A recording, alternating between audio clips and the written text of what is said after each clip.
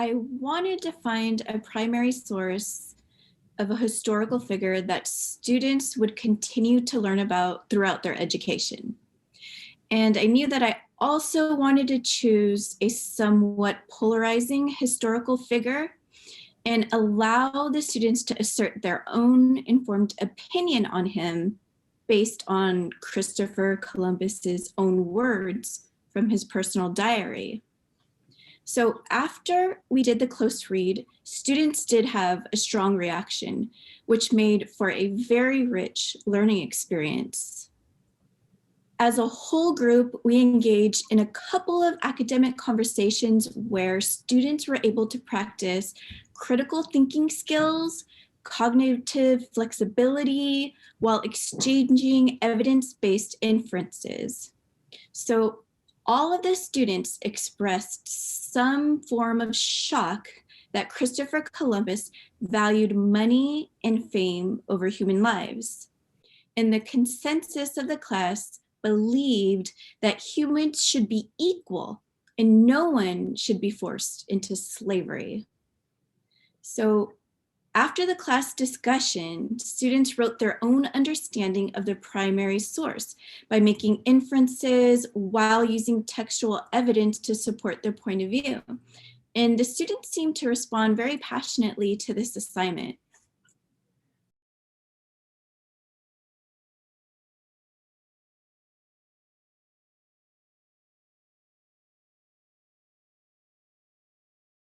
I was inspired to show the TED Ed clip on the Inca Empire because we often only get a Eurocentric view of historic events.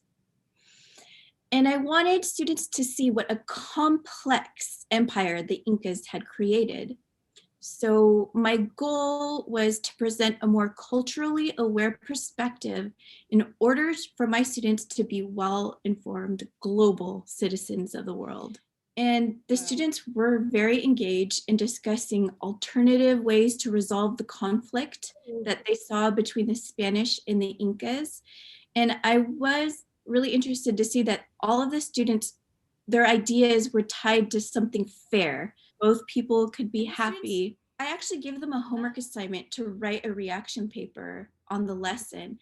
And I told them it was due several days after, and I noticed right after our group discussion, majority of the students went to the assignment and they finished it that day. Yeah.